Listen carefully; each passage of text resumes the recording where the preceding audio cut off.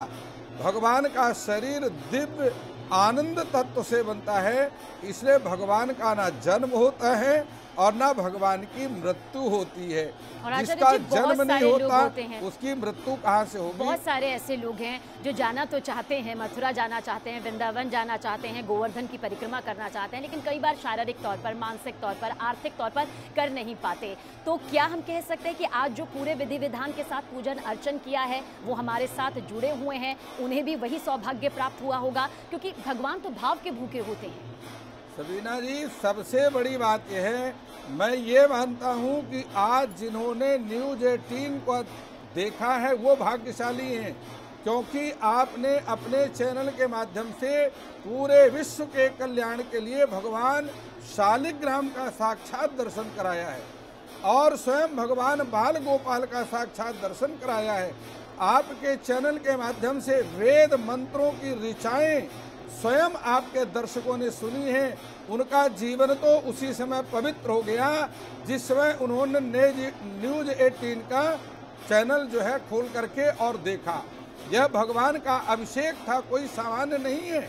आपने स्वयं कहा कि भगवान का दिव्य दर्शन है, क्योंकि भगवान के जन्म कर्म चमे दिव्यम एवं यो वेति तत्वतः, मेरे जन्म और कर्म ये दोनों दिव्य हैं, आप भगवान स्वयं गीता में कहते हैं। इसलिए भगवान का जो जन्म है ये दिव्य जन्म है, भगवान के दर्शन ये दिव्य दर्शन है, भगवान के प्रत्येक कर्म दिव्य होते हैं। और इस बात को जो तत्व को जानने वाले ज्ञानी हैं वही समझ पाते हैं, सामान्य व्यक्ति तो सामान्य दृष्टि से ही देखता है। बहुत बहुत अहम बात आपने यहाँ पर कही और मुझे लगता है जितने करोड़ों दर्शक इस वक्त हमारे साथ जुड़े, क्योंकि अब तक इतने सालों से जो भी देख रहे थे वो मथुरा की तस्वीर देख रहे थे, कहीं ना कहीं दिल छोटा भी हो जाता है कि काश हम भी जाते, हम भी सीधे सीधे वो कपाट खुलकर देख पाते। लेकिन ये पूरे विधि विधान से जो हमने यहाँ पर पूरी सामग्री आचार्य शास्त्री जी ने इकट्ठा करी, अर्पित यहाँ पर चढ़ावे के तौर पर कान्हा को चढ़ाई है, देखिए उसका उद्देश्य तो पूर्ण हो गया है। और उद्देश्य यही था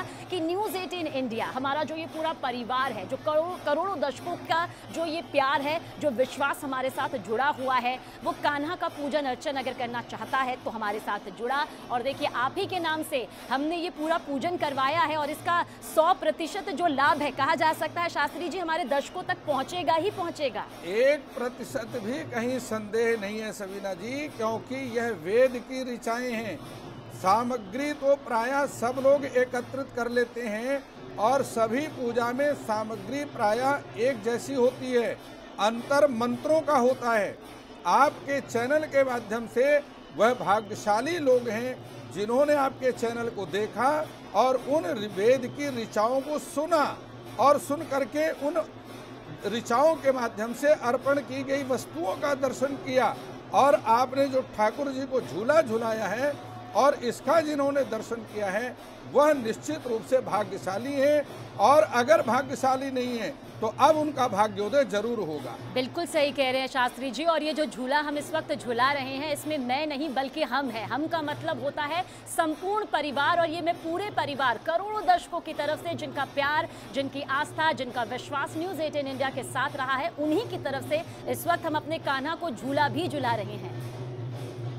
और देखिए ये दो सबसे दिव्य, भव्य, महादिव्य महादर्शन इस वक्त आप न्यूज़ 18 इंडिया के जरिए कर रहे हैं। द्वारका नगरी के ये दर्शन हैं। देखिए कान्हा, पंडित जी क्या आप कहेंगे इन तस्वीरों को देखकर, क्योंकि महज तस्वीरें नहीं है, ये कोई नज़ारा नहीं है, बल्कि ये तो दिव्य दर्शन है।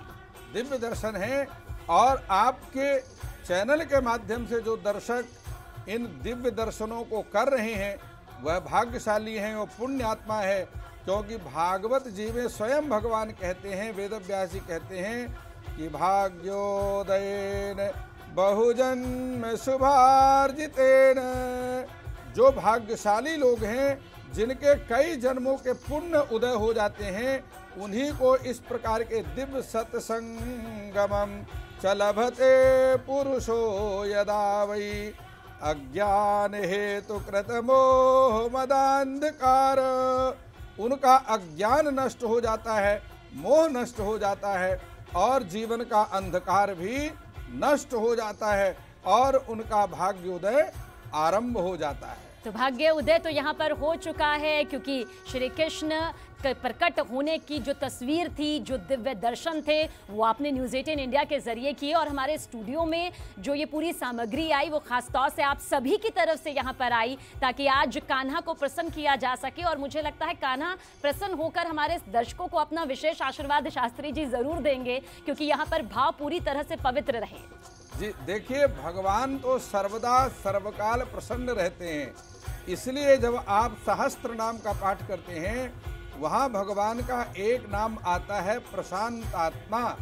प्रशांत आत्मा उसे कहते हैं। देखिए, शांत व्यक्ति उसे कहते हैं जिसको कभी कभी क्रोध आता है, लेकिन प्रशांत उसे कहते हैं जिसे कभी क्रोध ही नहीं आता।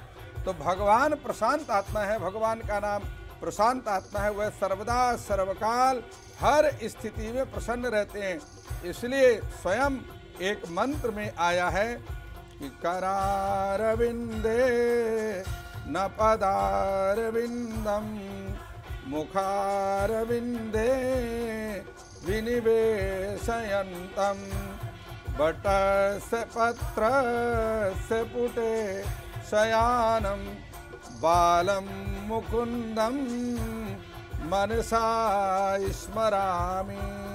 प्रलय काल में भी जब चारों तरफ जल ही जल था और पूरी पृथ्वी में प्रलय काल था, उस समय भी बट वृक्ष के एक पत्ते पर बैठे हुए वह बाल गोपाल जो अपने दाहिने पैर के अंगूठे को पकड़कर मुख में डाल रहे हैं, ऐसे मार्कंडेय ऋषि को जब दर्शन हुआ तो मार्कंडेय ऋषि कहते हैं कि ऐसे बाल गोपाल को मैं मन से स्मरण करता। और बहुत शास्त्री जी जो आपने बात कही है उससे एक और मुझे बात याद आती है, क्योंकि आप तो धर्म के ज्ञाता है। धार्मिक मान्यताओं के अनुसार ये भी कहा जाता है कि श्री कृष्ण की हर मुद्रा संतुलन बताती है, और ये मुद्रा भी मुझे लगता है संतुलन बताती है। जिस तरह से कान्हा खड़े होते हैं, जिस तरह से मुस्कुराते हैं, जिस तरह से विश्राम का उनका पूरी जो मुद्रा होती है, कहते हैं ये ब्रह्मांड का संतुलन है उनकी हर मुद्रा में। और सबसे बड़ी बात है कि भगवान श्री कृष्ण ने, जब तक भगवान श्री कृष्ण वृंदावन में रहे, उन्होंने सिले हुए वस्त्र धारण नहीं किया, वंशी का परित्याग नहीं किया और अपने चरणों में चपाटी धारण नहीं की। भगवान जब तक वृंदावन में रहे अपने बाल केश नहीं कटवाए। इसलिए भगवान के यह जो दिव्य गुण हैं वह वृंदावन में, वृंदा का मतलब होता है तुलसी, और तुलसी का अर्थ होता है भक्ति। जो भक्तिवान लोग हैं वही भगवान को प्राप्त कर पाते हैं। आचार्य जी, एक और चीज़ जो मुझसे काफ़ी सारे लोग पूछ भी रहे थे और मैं भूल भी गई, लेकिन अब याद आया है, क्योंकि हम उनके जो मंत्र उच्चारण से भी हमने शुरुआत यहाँ पर करी। कई लोग कहते हैं हरे कृष्ण, कई लोग कहते हैं हरे कृष्णा। तो कहीं मैं सुन रही थी कि हरे कृष्णा, क्योंकि कृष्णा द्रौपदी का एक नाम होता है, हरे कृष्ण है सही उच्चारण, क्योंकि जैसा आप बोल रहे हैं कहते हैं भाव भी वैसे ही जाते हैं। तो क्या सही उच्चारण है? मैं चाहूंगी आप करोड़ों दर्शकों को आज ये भी बता दें। देखिए, भगवान की लीला शिशुपाल वध में आती है कि वह भगवान श्री कृष्ण को एक संदेश जाता है कि आप अपने नाम का त्याग करें। तो वहाँ पर जहाँ गर्ग संहिता में आता है, गर्गाचार्य जी ने भगवान का जो नाम रखा वो बहुत सारे नाम रखे, उसमें एक भगवान का नाम कृष्ण है। कृष्णा नहीं है, वह अपभ्रंश हो जाता है जी। लेकिन महत्व तो उसमें कृ शब्द का है।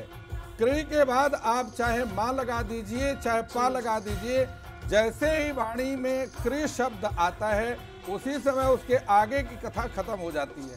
कृ शब्द आते ही उसके पाप नष्ट हो जाते हैं। और कृष्ण शब्द का अर्थ होता है आकर्षण, जो अपनी दिव्य लीलाओं से अपने भक्तों के मन को अपनी तरफ आकर्षित करता है, उसी को कृष्ण कहते हैं। तो हरे कृष्ण कृष्ण कृष्ण हरे हरे, हरे राम राम राम हरे हरे। क्योंकि जो कृष्णा और कृष्ण का जो थोड़ा सा जो एक मतभेद नज़र आ रहा था वो आज आचार्य राजकुमार शास्त्री जी ने बता दिया है। राजकुमार शास्त्री जी, क्योंकि जब भी हम कृष्ण भगवान की पूजन अर्चना करते हैं तो राधे राधे भी कहते हैं, तो जिन लोगों को थोड़ा सा मालूम नहीं है वो कहते हैं यहाँ तो राधे राधे हैं। क्या ये बताना ज़रूरी हो जाता है? क्योंकि राधा कृष्ण के पहनावे को पहनकर, उनकी पोशाक पहनकर भी घूमा करती थी, इसलिए कहते हैं कि कृष्ण भगवान ने राधे राधे कहा था। क्या इसकी धार्मिक मान्यता है? देखिए, राधा और कृष्ण यह दोनों एक ही दो स्वरूप हैं। वास्तव में राधा ही कृष्ण है और कृष्ण ही राधा है। राधा भक्ति है और वह पराभक्ति है। भक्ति भी क्या कहें, राधा पराभक्ति हैं और जिसके बिना कृष्ण की प्राप्ति नहीं हो सकती। कृष्ण को प्राप्त करने के लिए राधा की आवश्यकता है। यदि आप राधा कहते हैं इसका मतलब भक्ति का अनुसरण करते हैं, और राधा कहते ही कृष्ण उस साधक से मिलने के लिए व्याकुल हो जाते हैं, क्योंकि वह भक्ति है।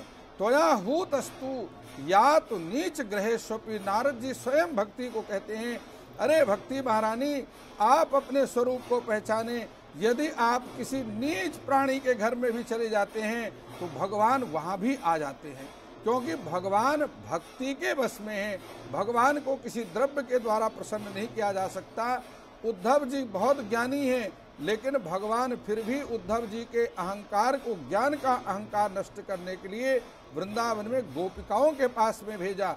और गोपिकाओं के पास जब भगवान उद्धव जी गए और वापस आए तो उन्होंने वंदे नंद व्रजस्त्रीणाम पाद रेणुम भीक्षण सहा यासाम हरिकथोद्गीतम पुरात भुवनत्रयम। उद्धव जी ने कहा, मैं इन गोपियों को प्रणाम नहीं करता, इन गोपिकाओं के चरणों की रज को प्रणाम करता हूँ। अरे कृष्ण, तुम इन गोपिकाओं को ऐसी प्रेषी, ऐसी भक्ति भाव से संपन्न, अरे गोपिकाओं तुम चिंता नहीं करो, मैं अभी मथुरा जाकर के कृष्ण को जल्दी ही मथुरा से वृंदावन लेकर के आता। और आपने गोपिकाओं के चरणों का जिक्र किया है, तो ये भी यहाँ पर एक धार्मिक मान्यता कहती है कि जो राधा रानी है वो प्रेम की देवी है। श्री कृष्ण ने कहा था जो राधा रानी का नाम लेगा मैं खुद ब खुद यहाँ पर प्रसन्न हो जाऊंगा। और ये भी मान्यता मानी जाती है कि जो राधा रानी है उनके चरण आपने कभी नहीं देखे होंगे, वो ढक कर रखे जाते हैं क्योंकि वो दिव्य हैं, ब्रह्मांड कहते हैं उस चरणों में वहाँ पर समाया हुआ है। पंडित जी बिल्कुल, अरे स्वयं जो वृंदावन है यह गोलोक धाम से, यह पृथ्वी का एक अलग भाग है जहाँ भगवान की नित्य लीलाएं होती रहती हैं। कभी भगवान की माखन चोरी लीला होती है, कभी भगवान की कालिया दह की लीला होती है, वत्सासुर का पूतना की लीला है, इस प्रकार से कंसवध की लीला है। यह ब्रज 84 कोस स्वयं गोलोक धाम है। स्वयं यमुना महारानी गोलोक धाम से आई हुई हैं, इसलिए इस ब्रज की महिमा का वर्णन कौन कर सकता है। वेद पुराण सभी ऋषि मुनि, यहाँ तक कि ना इति कह दिया, वह सब ब्रज की लीला को पूरी तरह से वर्णन नहीं कर सके। कहा कि ऋषि मुनि गए सब हार, सब इस ब्रज की लीला में आकर के हार गए और अंत में भगवान को श्री कृष्ण शरणम मम। बहुत बहुत धन्यवाद आचार्य राजकुमार शास्त्री जी, न्यूज़ 18 इंडिया में आने के लिए, हमारे करोड़ों दर्शकों की तरफ से पूरे विधि विधान के साथ पूजन अर्चन करने के लिए। और आप सभी की मनोकामना पूर्ण हो, आप सभी की इच्छा यहाँ पर पूरी हो, यही हम दुआ करते हैं, यही हम प्रार्थना करते हैं। बहुत बहुत शुक्रिया आपका। और चाहेंगे कि आरंभ इतना शुभ हुआ है तो इसका अंत भी उतना ही शुभ हो, शंखनाद से हो। ओम कृष्णाय वासुदेवाय हरिये परमात्मने प्रणतः कलेश